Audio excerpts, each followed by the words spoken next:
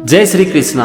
आज हम समझेंगे श्रीमद् भगवद गीता के दूसरे अध्याय के 32वें श्लोक को। ये है भगवान श्री कृष्ण की वाणी। मैं आपको श्लोक के एक एक शब्द का मतलब समझाऊंगा और पूरे श्लोक का मतलब भी समझाऊंगा।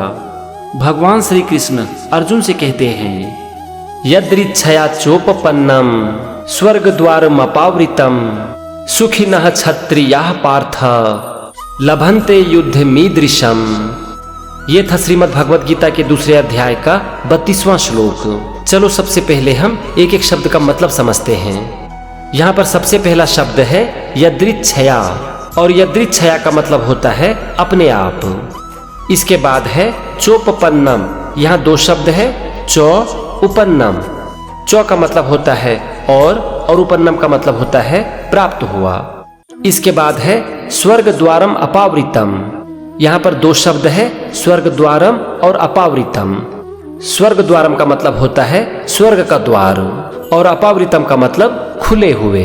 तो यहाँ पर पहले लाइन का मतलब हो गया अपने आप प्राप्त हुए और खुले हुए स्वर्ग का द्वार। इसे हम आसान भाषा में इस तरह से कहेंगे, भगवान अर्जुन से कह रहे हैं कि स्वर्ग की प्राप्ति के लिए तुम्हारे लिए स्वर्ग का मार्ग अपने आप ही खुल गया है।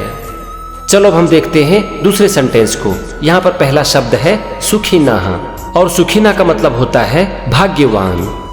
इसके बाद है क्षत्रियाः, और इसका मतलब होता है क्षत्रिय लोग। फिर है पार्थ, और पार्थ अर्जुन का नाम है। इसके बाद है लभन्ते, और लभन्ते का मतलब होता है पाना, अचीव करना। फिर है युद्धम, युद्धम मतलब युद्ध को, और अंतिम शब्द है ईदृशम, और इसका मतलब होता है इस प्रकार के।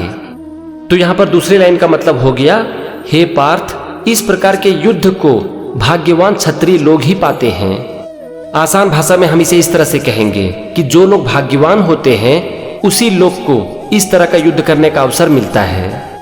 हमने दोनों सेंटेंस का मतलब समझ लिया। चलो अब हम पूरे श्लोक का मतलब समझते हैं। भगवान अर्जुन से कह रहे हैं कि हे पार्थ, तुम्हारे लिए स्वर्ग के मार्ग खुल गए हैं, ये तुम्हें अपने आप प्राप्त हो गए हैं, क्योंकि जो लोग भाग्यवान होते हैं उन्हें ही इस तरह के युद्ध को करने का मौका मिलता है। थोड़ा इसे और आसान करता हूँ। भगवान श्री कृष्ण अर्जुन से कह रहे हैं कि हे पार्थ, तुम एक बहुत ही भाग्यवान क्षत्रिय हो, क्योंकि तुम्हें इस तरह के युद्ध को करने का मौका मिल रहा है। इससे तुम्हारे लिए स्वर्ग के मार्ग अपने आप ही खुल गए हैं।